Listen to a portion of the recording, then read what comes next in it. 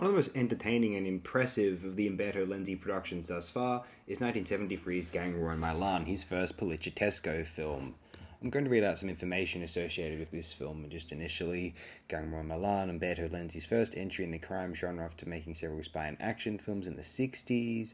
Lenzi stated in an interview that both the film story and script were by Franco Enna, a giallo novelist who lived in Switzerland.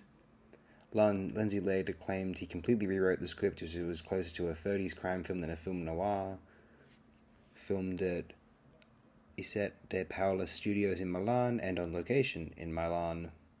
I was once in a workplace with two individuals who were born in Italy, and they were arguing over whether Milan was a nice place or not. It was quite amusing. One insisted it was lovely, the other insisted it was a hellhole.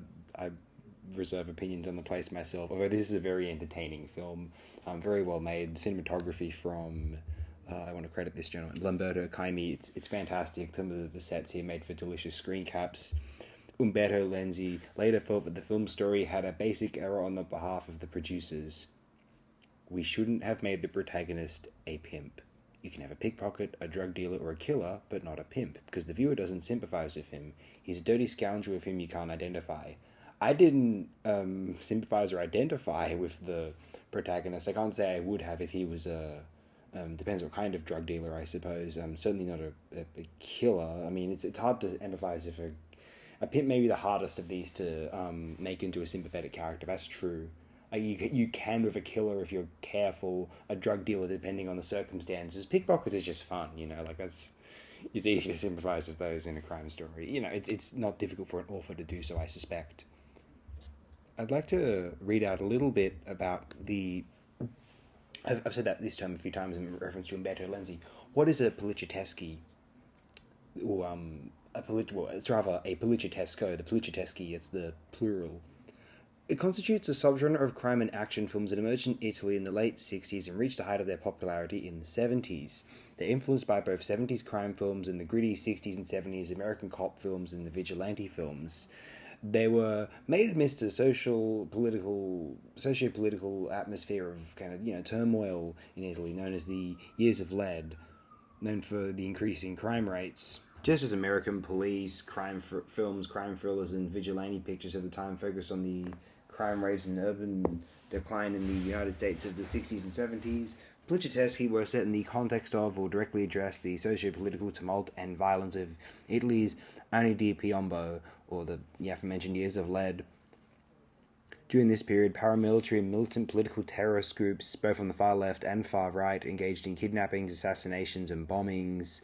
At the same time, there was a period of especially violent conflict and disorder within the Sicilian Mafia, kicked off with the first Mafia War of the 60s and culminating in the second Mafia War of the early 80s.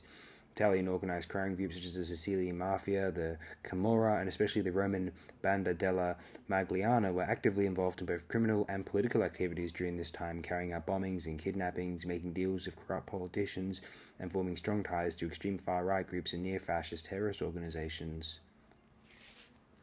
Due in part to the genre's often ostensibly negative portrayal of political activists and militants, especially leftist militants, and its seeming endorsement of vigilantism, some Poliziesco films were criticized by then contemporaneous critics and accused of exploiting conservative fears and rising crime and political upheaval, while containing reactionary pro-violence or even quasi-fascist ideological elements in their overarching messages. The Poliziesco subgenre gradually declined in popularity during the late 70s. Screenwriter Dardano Sacchetti, who was unhappy with what he deemed the genre's fascistic undertones, credits himself for destroying it from the inside by making it evolve into self-parody. They do get like that. By the end of the decade, the most successful films associated with the genre were crime comedy pictures, which gradually evolved towards pure comedy. Check out some of the Bruno Corbucci films around that time, you'll see what I mean. I think we'll end this here. Have a great day, night, wherever you are. Thanks again, my friends.